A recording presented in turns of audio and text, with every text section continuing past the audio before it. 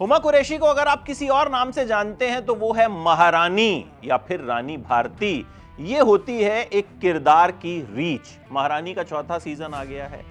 ये one of the best political show है, one of the most hard hitting show है और इस बार भी ये सीजन कमाल है। 8 के 8 एपिसोड आपको पलक झपकने का मौका नहीं देते। कमाल की राइटिंग, कमाल का डायरेक्शन और इस शो से यह सीखा जा सकता है कि बिना मेलोड्रामा के, बिना धाए ढाए वाले म्यूजिक के, अच्छी राइटिंग और अच्छे परफॉर्मेंस से किस तरह से कमाल की सीरीज बनाई जा सकती है।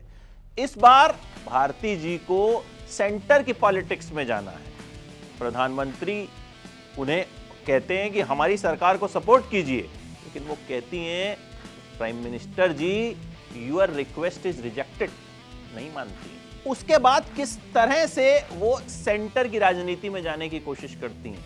प्राइम मिनिस्टर हाउस में जाती हैं और वहां जाके ये कहती हैं कि अब मैं यहां पीएम बन के आऊंगी। ये उनका कन्विक्शन, उनका एग्रेशन दिखाता है।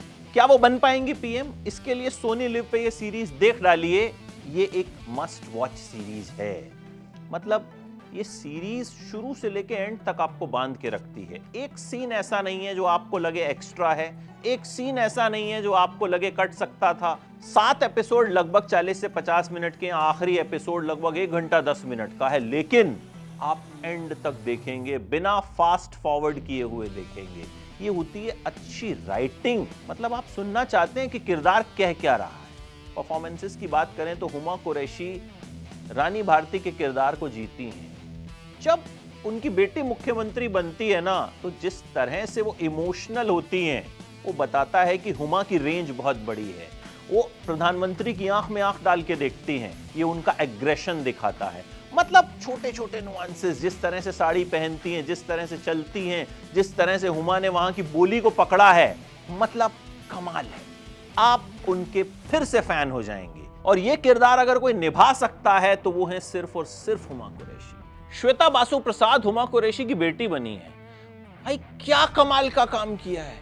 एक नेता से कहती हैं जरा पीछे घूमिए, आपकी पूंछ देखनी है।